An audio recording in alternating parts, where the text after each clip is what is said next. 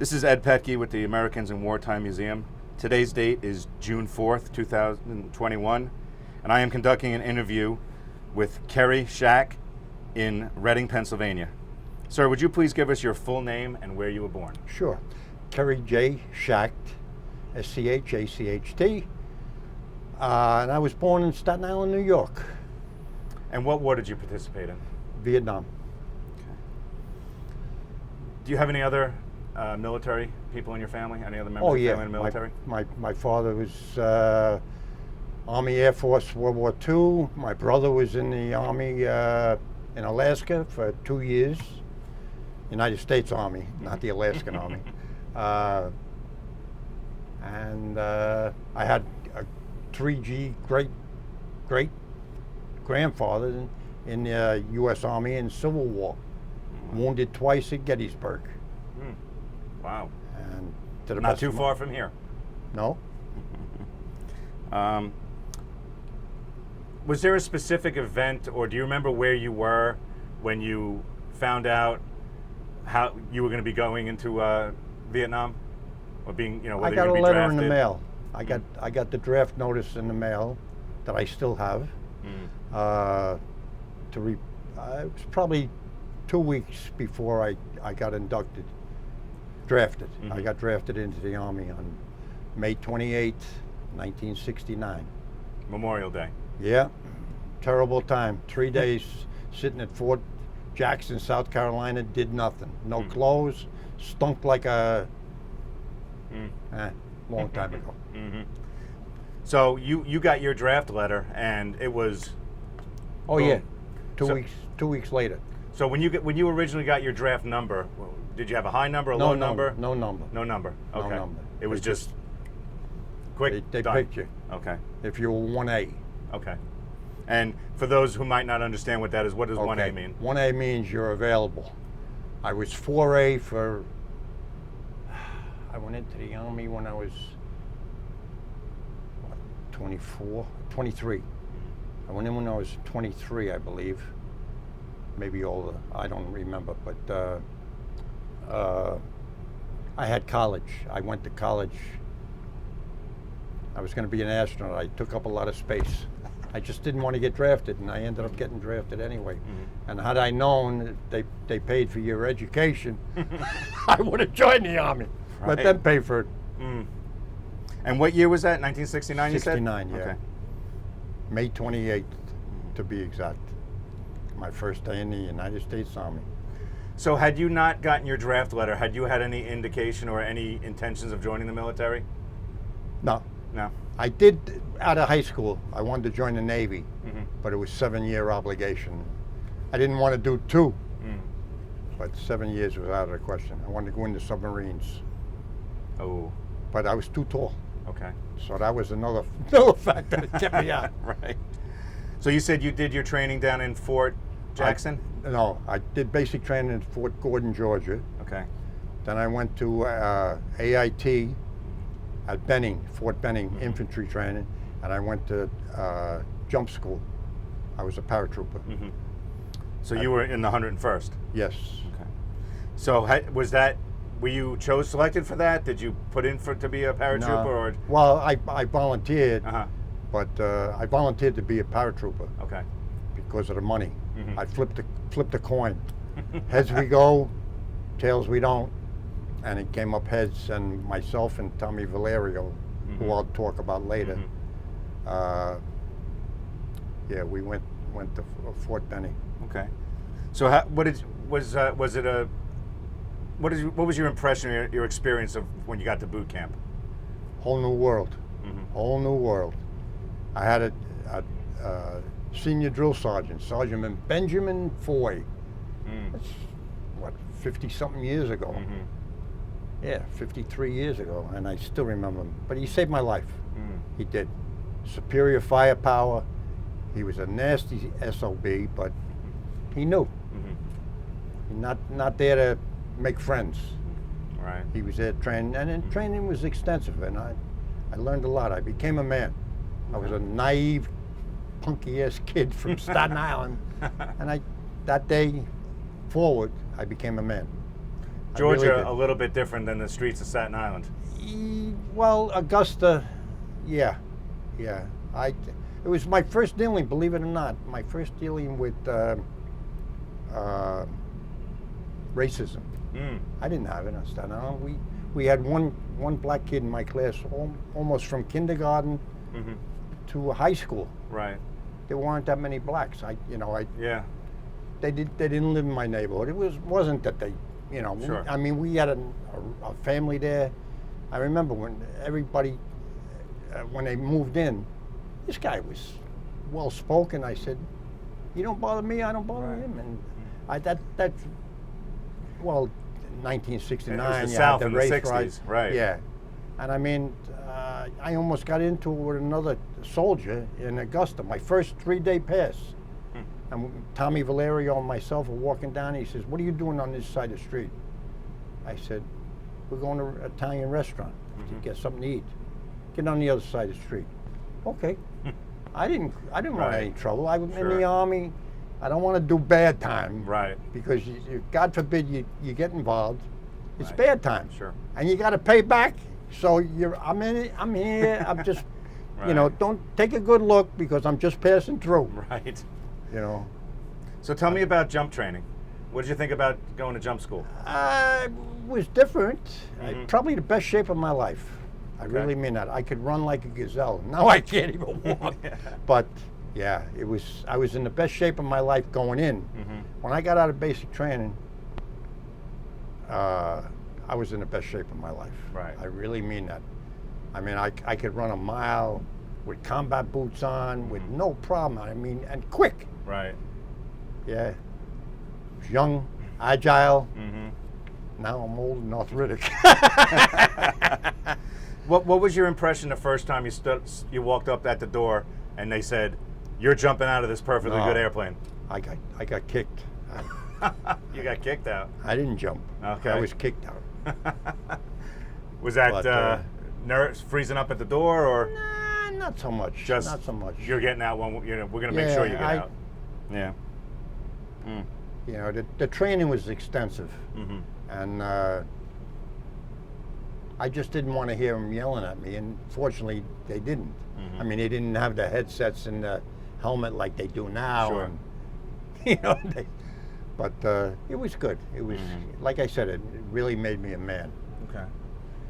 So how long after you get out of boot camp, you go to jump school? How long was jump school? 2 weeks at that time. Okay, and that was at Stewart? No, Benning. Benning. Okay, and so you get out of jump school. Where do you go after jump school? I got leave. Okay. I came home for about, I'm going to say about 3 weeks, or maybe a little bit short of 3 weeks. Okay. And then I went to Fort Lewis, and they said, "Well, you're going to Vietnam." Okay. But you had known all along that was your intended destination. Yeah. Was there any kind of preparatory, anything they said to you guys before you went there and said, because you were drafted, so obviously that's where you're going. Anything special that sticks out of your mind of how did they describe it to you, what it was going to do, or they just said, "You're going, you'll figure it out when you get there"? Yeah. Type of That's thing. it. Okay. I mean, there was no preparation, and even when we got there, like the in-country training they call it, if I recall correctly the terminology, in-country training, they gave us a magazine of blanks. Oh wow! And the income's coming in, and we're standing there with blanks. I said, "What the hell is this shit?" Right. Yeah, but different country, different world. Absolutely. So when you plane landed in Vietnam, what's your impression of the country when you get there and those doors open and wow, I'm here? Shitsville, USA. Hot. Yeah. Hot like you would not believe, and humid, hot. And this is on Tan Son Nhut Air Base. Okay. And where is that? Saigon, I believe. Saigon. Okay. Or, right. Yeah. I think it was Saigon. Well, excuse me, Ho Chi Minh City. It's no longer Saigon. Right. Right. Anyway, So, and they made me, first thing you get off the plane, they made me drop my pants. Shot. oh, I said, what the hell is this? They gave you a shot of, they call it the GG, globin. that's Yeah. for Yeah. the- Clap. Yeah. As soon as we got off the plane, I said, holy shit, man, this place is bad. Right. And then the chaplain came out and gave us an interview. He gave us a pep talk. Right. He says, I just want to tell you guys that everything in this country is dripping. So watch yourself when you go to town. I had no idea what he was talking about. Right. And then one of the guys I was there, I don't remember his last name, but his first name was Johnny. He got the nickname of Johnny Drip because they restricted him. Every time he went to town, 3 days later, he's twisting the pipes, they call it. You know, he goes to take a... Oh boy. Yeah. Yeah. So when you first got there, you land in Saigon, Ho Chi Minh City. Where do you go from there? How long did you stay there? I think 2 days. Okay. And then I got assigned to Camp Eagle. Get on a truck or get on a helicopter? A Jeep, actually. Jeep, okay. I was in a Jeep. They sent a Jeep for me and another guy. And we went to Camp Eagle, and I was lucky. The captain, the company commander, was a nice guy, and he says, hey, you know, you're from New York, you know how to drive. I said, I'm not a cab driver. Right. I said, I'm just a New Yorker. He says, I like the New York guys to drive because you know how to do it. So nice. I made me a driver, and I ended up, most of the time I was in the orderly room. Okay. But it was good, nice detail. Nice. So when you get to Camp Eagle, what are your duties there? Well, like I said, I was in the orderly room, and I knew how to type. Okay. Yeah, junior high school. I took typing because I think I was the only guy in the class. It was all girls. And I thought it was a nice way to meet girls, and maybe it was. I don't know. Right. But it helped. It helped when I got out of the Army, and Sure. I went into the police department, and everything you got to type. Back then. Yeah. Now it's all computers. So, did you participate in any combat operations? I went on patrol a couple of times. Okay. How long after you got there was the first time you went out on patrol? A week. A week. And Yeah. how long was the patrol? 3 days. What was your describe that? What were you thinking? What were you seeing? What were you feeling? I was scared. Hesitant. I wouldn't say scared. I was hesitant. I worried about booby traps. Right. And the Vietnamese, they were good at booby traps. And I think I saw my first dead body. Okay. On the first patrol. Okay. Not the first day, maybe the second day. Went into town and got shelled. Okay. So that was it happened while you were there, not you. We walked you didn't right. happen upon it after the fact. No, it happened before we got there, and then when we saw the aftermath. Rude awakening. Sure. Rude awakening. Sure. You said you went on a couple of patrols. Firefights? One. Yeah, we lost 2 guys. So that was the first time you had fired your weapon outside of basic training. Oh yeah. What's that experience? What is that like? Is it panic? Autopilot takes over? Yeah, I guess so. Revert back to your training? Yeah, I guess so. You know, you don't think. Again, superior firepower. You want to keep them in the hole, not you. And it worked. So, Sergeant Foy, if you're listening, yeah, I'm grateful. Describe the jungle. Humidity, you could go like this and your hand would be soaking wet. And then when the monsoons came, that's another story too. Just, you know, you jump in your bed and there's like mold and this much water. Just, not that it's wet, it's just the humidity. Oh, I remember one time even though your bunk is made with a blanket, but you go like this, and had to be 2 or 3 inches of water on my bunk. So you pull your poncho out, put your poncho over it, and you sleep on a poncho. Right. Yeah. Not the recommended vacation spot. No. And not at that time. No. So when you're out in the jungle, you're on a 3-day patrol. Obviously, you're taking watch. You're taking your turn. What are you doing during this patrol? Recon, observing anything that you think is out of the ordinary. So, not that anything is knowable there anyway, but sure. Yeah. I mean, did you go out with an objective in mind? Get from here to there, do this, or is it just? Oh yeah. We're collecting intel. See what you Yeah. Gather recon. That's exactly what you're doing. You're trying to reconnaissance the area, get any information you can that hopefully will save a life or two. Right. Okay. So you had mentioned that you lost 2 guys on that patrol. Yeah. Did you know them? Yeah. Okay. What, if you can or you want to, what's that experience? I mean, what goes through your head? I mean, what? I felt like I did. I felt like I did. Even though I did, I felt like I'm going to let it all go. Every round that I have is going down range.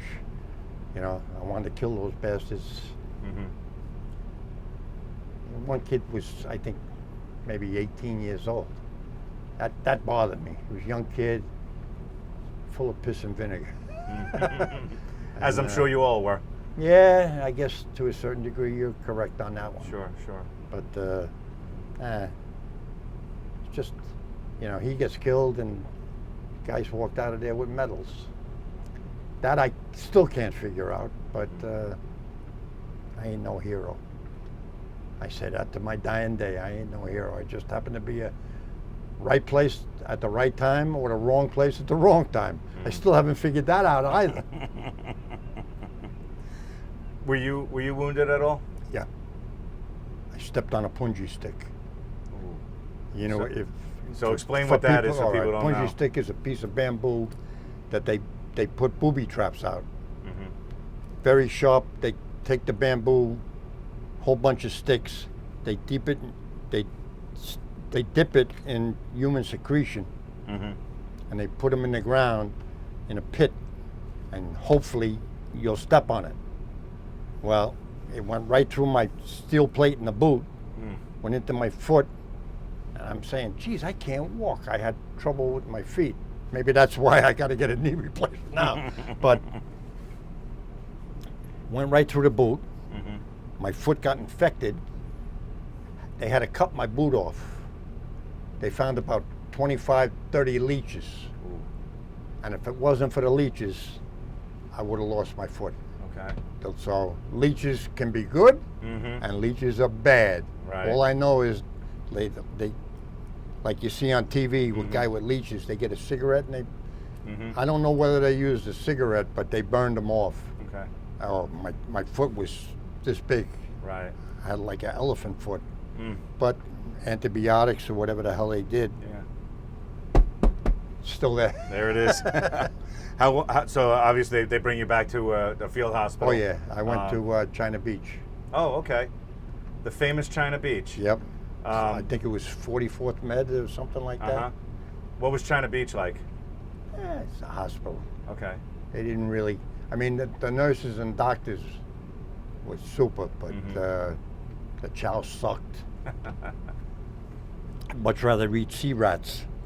Sea rations for civilian people that don't understand military jargon. But anyway, yeah, the food stunk. So you were 23 years old? 69. I was 20. Oh yeah, 23. Okay. 23 when I got drafted, And when I was in Vietnam, I was 24.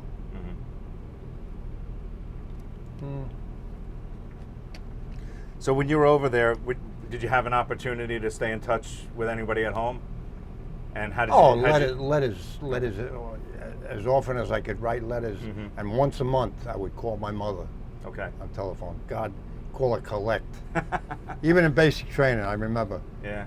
Yeah, I'd like to make a call to, blah, blah, blah. I said, Ma, I don't care how much. I remember my first day of basic training at Fort Gordon. I'm crying. I'm on a telephone. My knees are all scraped. My chest is scraped. I said, Dad, I'm leaving. I can't do this shit. Hey, look, my father got drafted at 32. Oh, wow. And my mother was pregnant. Yeah. Wow. Listen, it gets better. Sure. My sister was born in Florida at MacDill Air Force Base. Like I said, my father was in the Army Air Corps. I said, Dad, to his dying day, I said, Dad, I couldn't have done it. You know, how the hell did you do it? He got drafted. Yeah. You know, he says, you do it, you got to do it. And if it wasn't for my older brother, and I'm going to say it, my brother went in before me. He gave me all little shortcuts to doing basic training. I said, if it wasn't for you and these shortcuts, my platoon was the only one, the first barrack inspection, not one bunk was overturned. And we were the only ones. There were 4 companies in my, 4 platoons. Yeah, 4 platoons in my company. I think I was in B company with Charlie company. No, I was in 3rd platoon. 1st, 2nd, and 4th platoon did not pass. We were the only ones that got 3-day pass. Because of those shortcuts. Because of those shortcuts, yeah. Everything was uniform. My brother, I'll never forget. I said, we gotta get out of here. Couldn't leave the barracks, right? Not supposed to. Well, I said, we need beer cans or soda cans or whatever, right? Myself and maybe 4 other guys, we went down to the PX and we got the cans. Cut the top and the bottom out and rolled your underwear and your t-shirts on them. Can't get more uniform than 25 cans, all the same can, and tuck it in. My brother's, he says, you got yourself through. That's all he says to my brother. Nice. Right? And another friend of mine who was in the Army, and if he didn't tell him, look, I've been here 9 months. When do I get leave? Who the hell are you? Right. He was in Fort Carson, Colorado. They forgot about him. Oh man. Yeah, he stoked the coal furnace. Anyway, getting off the subject. So, but did you have you weren't married at the time? Oh no. Sweetheart at the time? No. Anybody right? Okay. No. So you kept in touch with your my parents? My best friend. He sent me magazines every week. And his mother, my second mother. I'm lucky. Yeah. I had 2 mothers, right? And I got a care package from her, like every 2 weeks. Nice. And she sent me a birthday cake. I'll never forget. She sent me a birthday cake in the middle of the monsoon. I opened it up. Happy birthday. The icing slid right off the cake, but it was still good. Sure. It was wet. It was plenty moist. But I'll never forget that. She was when great. You're sitting out in the middle of a dank, nasty jungle, and you get a care package. It's the best thing in the world. Like best heaven. thing in the world. It's like Christmas every day. You make a lot of friends when care packages come. Oh don't yeah, you? yes, you most certainly do. And you have no problem sharing. Right. Yeah, it's getting everybody through it together, and you all have a common goal, and it's that brotherhood that they talk about, and that camaraderie. I still keep in touch with one guy I served with, right? And he stayed in. Oh. And Command Sergeant Major, and he went to Desert Storm and all that, and Wow, great. Facebook can be good, and the internet can be bad. But I reconnected with 2 guys that I served with. Kerry, how'd you find out? Blah, blah, blah. Holy moly. He couldn't believe my civilian career. Yeah. But good guy. One of the best mechanics I ever seen. So, are there any incidents or anything that stands out in your mind about over there that when you go back there, that's the incident, or that's the thing that it brings you back to when you think about Vietnam? Good or bad? Either or, good or bad. Well, the good part is leaving. Sure. Oh, I'm sure. Especially on your birthday. Uh-huh. I got out of the Army on my birthday. It's probably one of the It's best not- presents you ever got. Yeah. One of. Well, sort of. But it's not the day to get out of the Army. Mhm. Yeah. Because everybody's asking, yeah, what's your date of birth? Right? 121. Right? Uh-huh. No, not today's date, asshole. Hey, asshole. Today is my birthday. Right. Anyway. Mm. But the one experience, yeah, okay. The one thing that really bothered me was I came home, and I arrived at Newark Airport early, Mm-hmm. and I looked good. I mean, I'm not in love with myself, but I look good. I had the blouse boots, Mm-hmm. my dress greens, right? I look good, you know, hair high and tight, Yep. haircut, good looking, round-eyed girl. Now, for you people, a round-eyed girl is an American that I hadn't seen in 13 months. Yeah. Okay. She comes over to me and she says, "Are you in the Army?" I said, "Well, it ain't Halloween." Right? She goes, "You were in Vietnam?" I said, "Yeah." I said, "I just got out today and it's my birthday." Mm-hmm. Happy birthday. She spit in my face. If she did it today, I'd probably break her jaw. Right? Uh-huh. But I didn't, at that time, I knew I was out of the Army, but was I really out of the Oh, Army? okay. Because of the obligation. Right. 2 years active, 2 years reserve, Yep. and 2 years standby. Mm-hmm. So I said, you know, they got their dibs in me Yeah. a little bit. I ain't gonna hit it. Sure, So sure. I said, well, thank you very much. And I walked away. I went into the bathroom, I washed my face and so on, Mm-hmm. cleaned myself up, and then my brother came. And that was the happiest moment of my life. Mm. My brother comes in, he rode me home in a little Volkswagen that he had. But Yeah. clear as a bell. Good looking girl, Mm-hmm. white. And Yeah. I went to church the following Sunday with my mother. My mother says, "Oh, you got to wear your uniform." I said, "Ma, I don't really. Mhm. I had no clothes that fit." Yeah. Right. I mean, I Yeah. hadn't been in those, you know. I remember when I got drafted, my brother says, "Just wait, just bring the clothes. Don't bring a change of clothes and none of that, right?" So I remember the clothes I had on, I wore for 3 days. Mm-hmm. Didn't change. You slept in them, you know.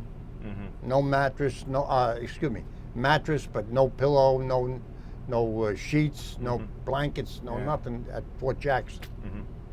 And it was terrible. It was Memorial Day weekend. Nothing's open, Mhm. you know.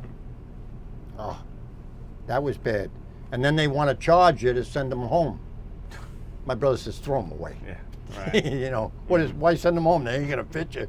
And he was right. He was absolutely right. I went into the Army, I was, I think, 175 pounds.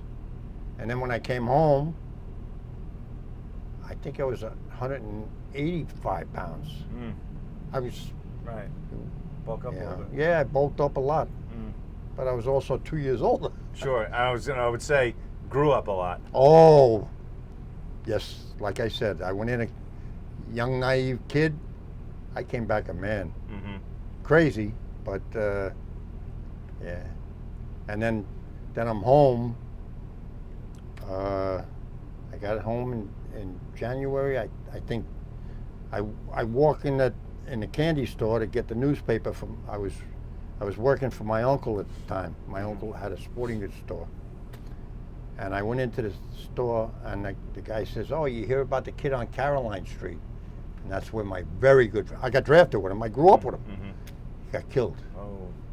He never mentioned a name, right? I knew it was Tommy. Mm-hmm. That hit me like an artillery round. Sure. I remember my knees buckled. I almost went down in the candy store. Mm-hmm. So I get the paper, I go back to my uncle. I said, Uncle Fred, I can't work today. What's the matter, Kerry? Something happened?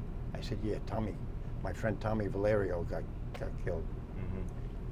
And he didn't die that day. 3 people died that day. His mom and dad flipped out.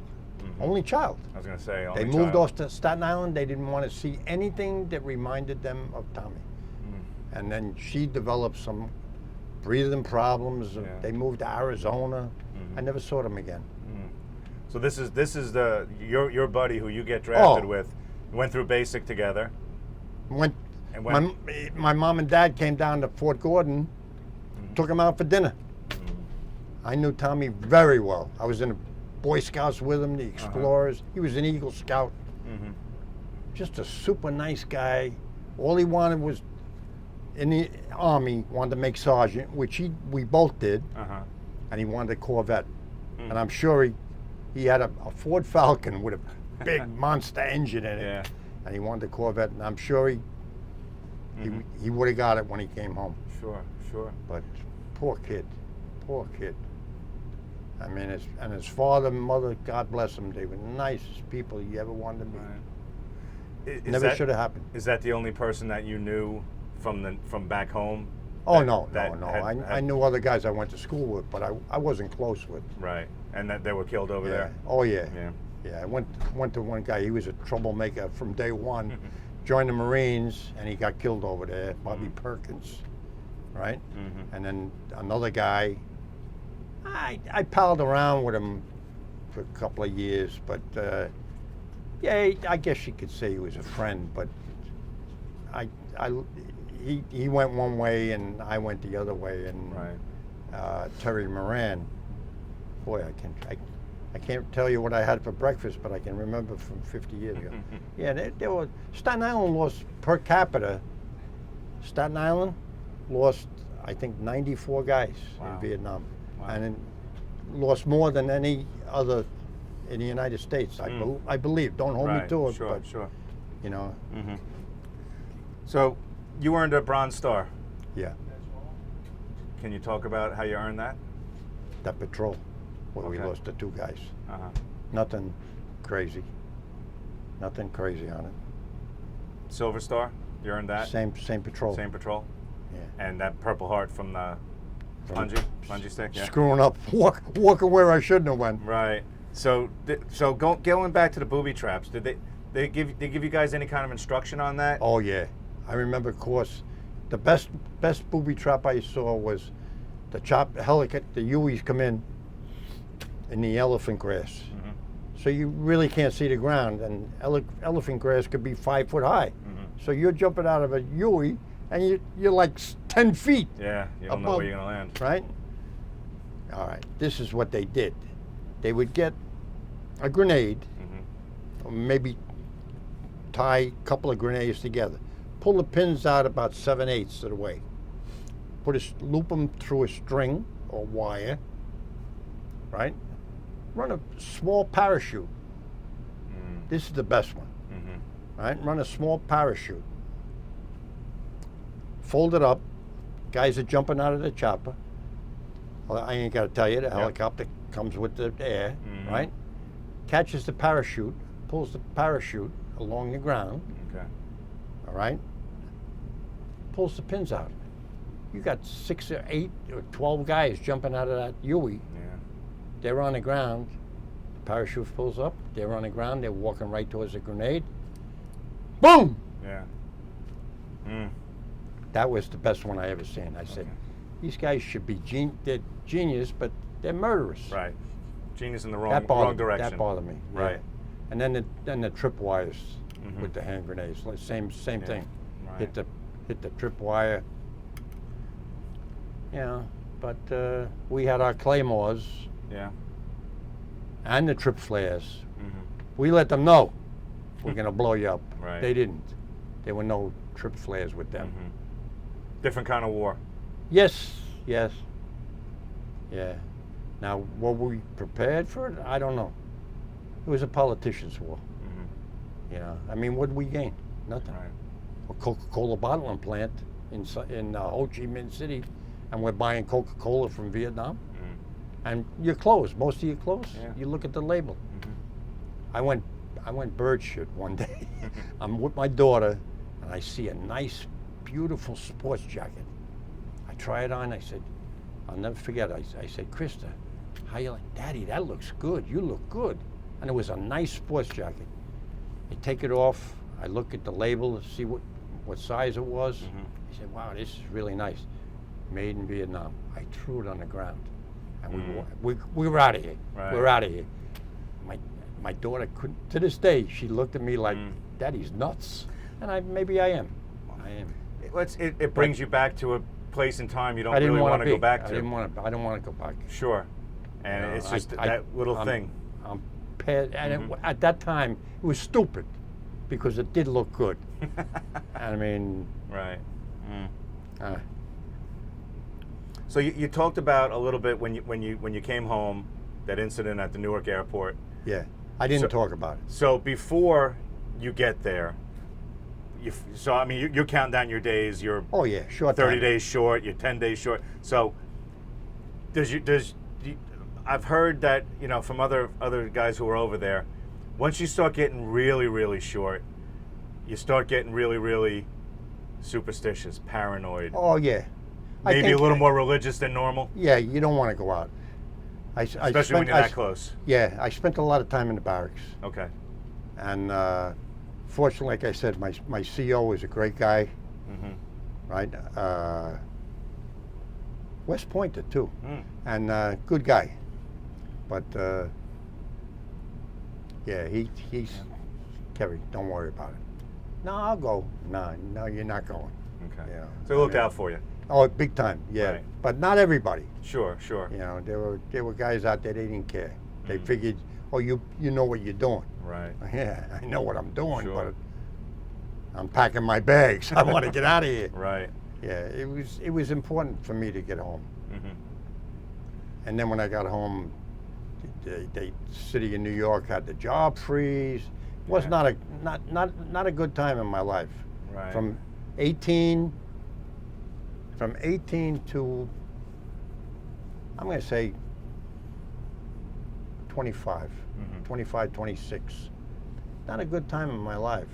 I was very resentful. But when they offered me, when I got on the police department, and they offered John Jay, I went to John Jay College for free, and I actually made money. I got money from the veterans to go to school. And I said, holy, if they had done this in high school, I probably would have graduated Harvard or Yale or something, you know. They paid me to go to school. Right. Wow. You know, I mean, I was no rocket scientist in high school. Sure. I got out of high school by the skin of my teeth. But I have a bachelor's degree now. So when you do come home, do you come home a family waiting for you, or oh yeah, at the airport, and they knew you were coming and when you were coming, and oh yeah. My mom. What was my that like mom, when you lay eyes on Mom in person for the first time after? She says, like I said, it was my birthday. My mother made the best lemon meringue pie you ever wanted to eat, and there were 2 of them, and a gallon of milk. Nice. I said, oh my, that's the greatest present I ever had. Right. It really was. My mother made lemon meringue pie, and nobody even comes close. And a gallon of milk. Yeah. And I'll bet you enjoyed every single bite and every single I'm sip. salivating now just thinking of it. No doubt. Oh, So when you came home, times. you alluded you went to went the home. police department. I beg your pardon? You went into the police department. When Not right away. So No, what'd you do I had a when you fight. first got home? I worked for my uncle At the at candy Sporting store. Goods store. Sporting Goods store. Yeah. How long before you got into the police academy?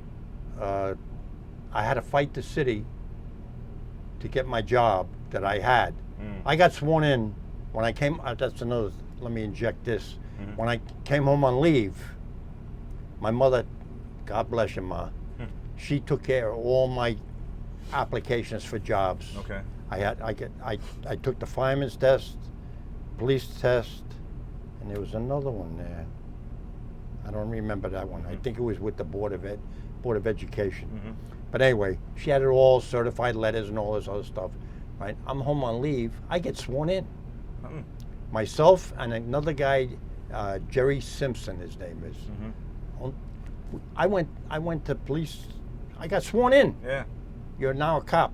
All day long, he and I, military leave of absence. Military leave of absence. Okay. So when I get out, a couple of days after I got out, I go to the police academy. Guy goes, "Hey pal, there's nobody in this building. It's an empty building. What are you talking about?"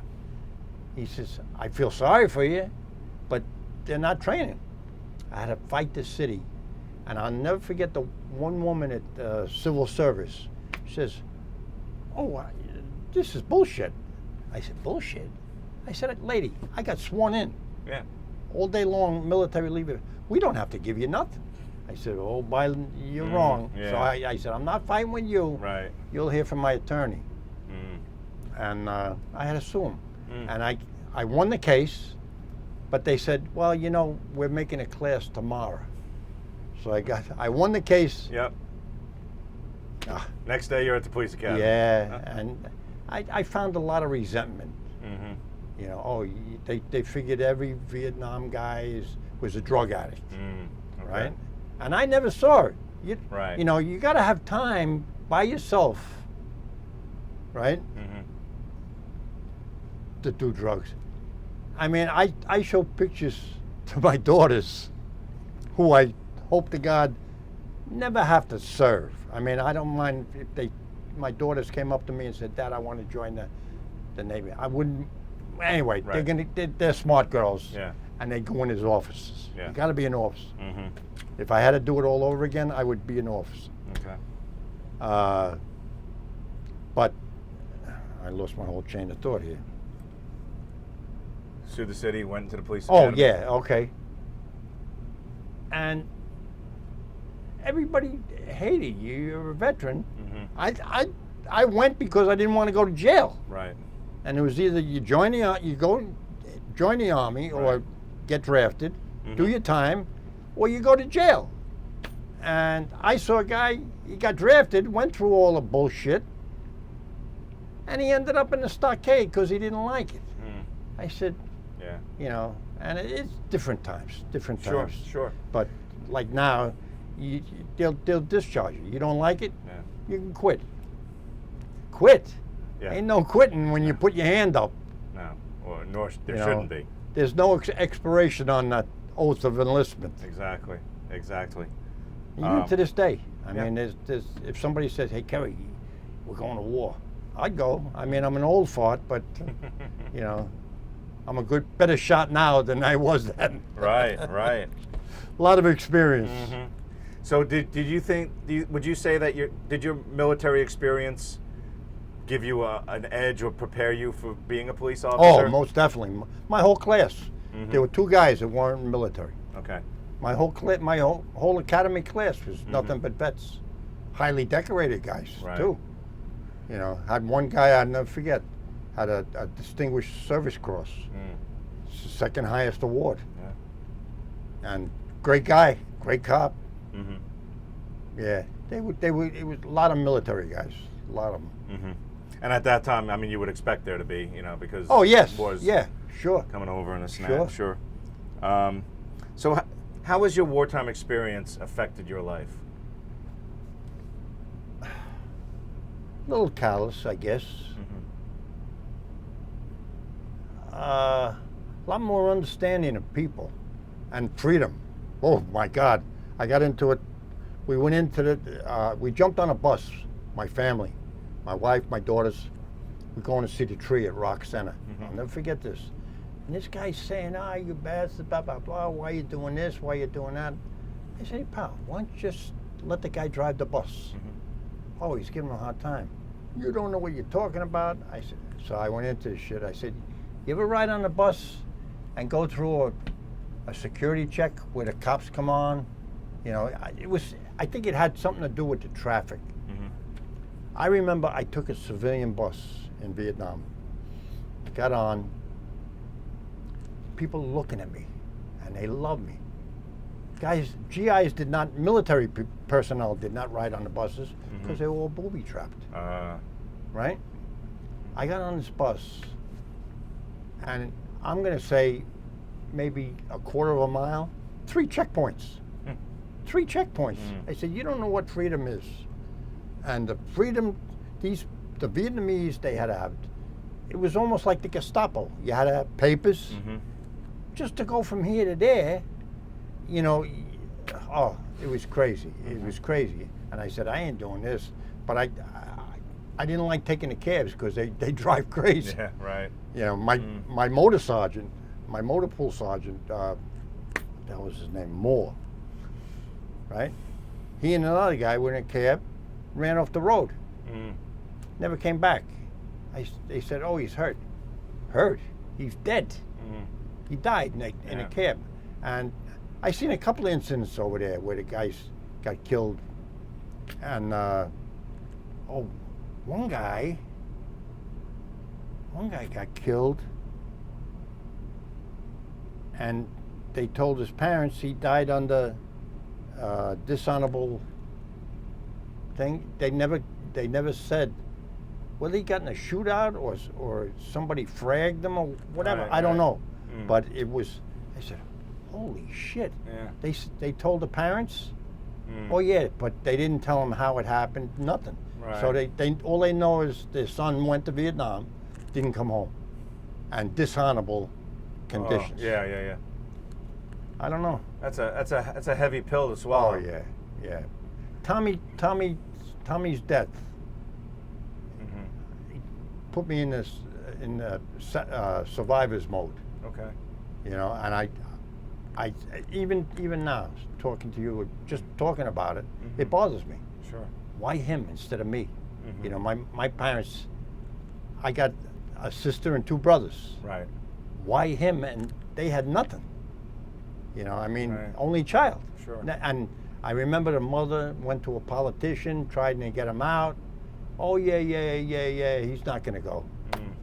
Yeah, good politician. But it's just one of those things that you know. It's. I miss Tommy every day. I'm not going to lie to you. Good guy, and my best friend who was not in the military, because he was in college, and then anyway, you know, he says, yeah, Tommy.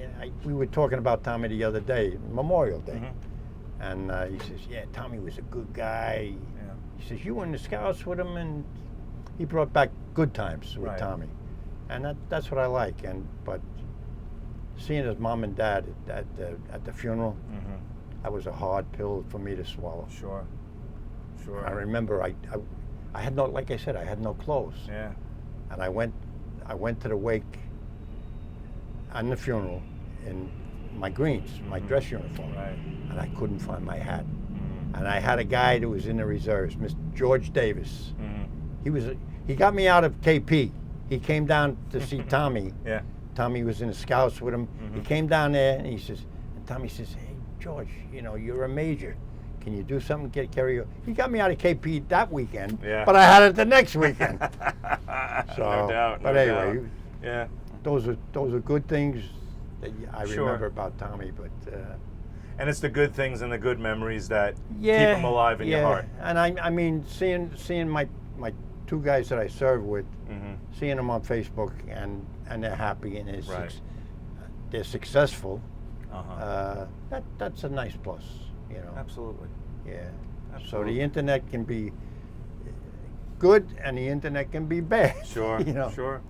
But it reconnected me with these 2 guys, and it's good. I think it's good for me. I know it's good for them. It's good for me. Well, you have that bond with them that no one else has the bond that you guys have because you were in the same situation together. So my bunkmate right next to you. Yeah, you know? right. I mean, So there's that commonality, and there's that, you know, you can tell each other stories probably without saying a word. I'll inject something here that's good. I get a phone call. Is this Kerry Schacht? I said, yeah, this is him, right? And my wife, I have trouble hearing. I got hearing aids. Yeah. Anyway, so I'm talking to him. I said, hey, Mickey, how are you? Right? I hadn't seen him or talked to him in over 20 years, maybe longer.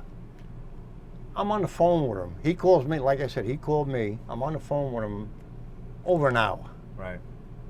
So he says, oh, Kerry, I got to go, blah, blah, blah, but I got your number. I'll keep in touch. I said, great, Mick. I said, I'll get some pictures.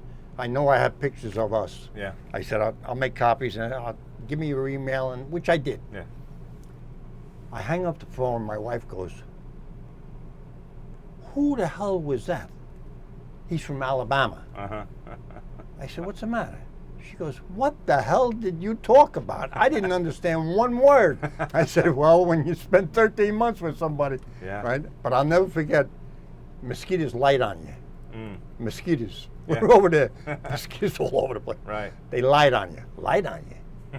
Oh, yeah. And it's you know, that's the way they talk in Alabama. Right. They light on you. Instead of landing on Yeah. you, so it's stinging you. Yeah, that mosquito, they light on you. And that's one of those things where you have that bond, Typical and that infantry. familiarity. Yeah. Improvise, adapt, and you overcame. Yep. Absolutely. Fortunately, I'm sitting here because I did those three Absolutely. things. Absolutely. Having served in the military, and having served in the military during wartime, during a different time, different era, what's your impression on the country these days? Strong military. These kids are volunteers. You know, Desert Storm's a perfect example. I mean, you got commanders like Norman Schwarzkopf, God bless him, and Colin Powell, who I happened to meet.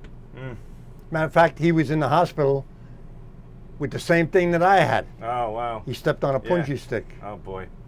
Yeah. I think the Army, well, I can't speak for now, Right. but I mean, de-policing, de-militarizing. But all it takes is one incident, and if you put the right person in charge. I mean, Desert Storm, we went through them like shit through a goose. Absolutely. You know, I mean, might have been outnumbered, but we have them at that time. I can't speak for now, but you got good people there. Right. You know, Mark Milley. Strong leadership is I think so. You lead from the front. right. It You can know. make or break. Yeah, yeah. But I mean, you see West Point and Annapolis and the Air Force, and these are good kids. And they're kids. I can say that. Yeah. They're kids, and they want to do it. And you say to yourself, "Wow," you know. And I mean, the warfare now is totally different. I mean, Sure. they got drones and Right. and you know, the best one was Desert Storm, where the guy's driving the car, and Norman Schwarzkopf goes, I guess he had Easy Pass. It's not like Sonny Corleone, you Right. know. That's the big joke. If Sonny Corleone only had Easy Pass. Right. At the toll booth. But that you know, him showing that rocket going right into the bridge, and the guy just got across, man. Right. You know? Fantastic. Blew him into the neighborhood. Right, right. So, But modern warfare is it's all computers. yeah. You know, I mean, like MacArthur says, you know, contraption or whatever with the atomic bomb. Yeah. You know. So, theoretically, if, say, your great-great-great-great-grandchild was to sit down and watch this video that we're doing right now of you and I talking, what's one thing that you would want your future generation It's a great kids country. to know? Greatest country in the world. And freedom is worth fighting for. You know, people don't, most Americans don't know what it is to fight for something. I've been there, fought for a place that's dry, fought for a place, right? This country here, you and I, hey, come on, you want to go to California? Jump in the car. Can't do that other places. Right. You know, oh, you got to apply to the police department here that you're leaving, and you got to apply to the police department there where you're going. It's a whole different world. And, you know, being scrutinized, I guess that's the proper phrase to use. You know, they restrict you. There's no restrictions in the United States. Right. You know, you want to walk out of here and drop your pants, you can do it. You know, I mean, it's a great country, and people don't realize how great it is. It's easy to take the freedom for granted that Oh, you didn't most have to definitely. pay for. Yeah, yeah. And guys like you who did pay Well. for it and paid for, you know, allowed people like me to live in a free country. Well, People, you know, it's not I'm appreciated honored. as much. I'm honored that you appreciate it, and that's all I can ask.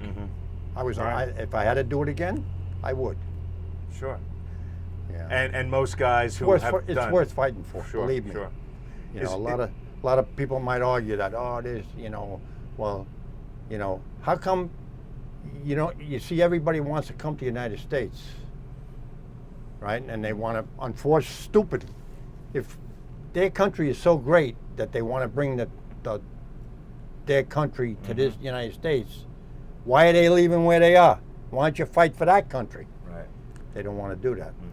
And that's what's got to sink into these diehard liberals. And don't get me wrong, you know, take the test. You want to come to the United States?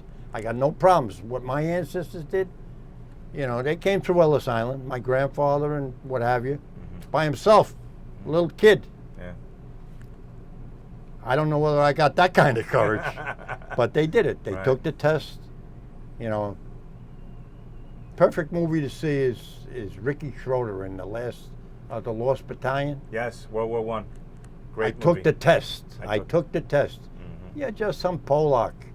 I took the test. I'm an American. And that's something that I think should be more revered than it Yes. is these days. Yeah. I'll never forget Martina Navratilova. She took the test. And she was, you know, when she defected or whatever, right? And she's a proud American, a good American. Sure. Is there anything else that we haven't spoken about that you'd like to talk about or speak about your wartime experience? It's not the place to be. You know, I think any guy that served in the military, they don't want to fight. They don't want to fight. Yeah, I mean, it's the last resort, and it's terrible because the results are somebody's going to die. And what happened to people just sitting down and trying to negotiate? Yeah, go get drunk together.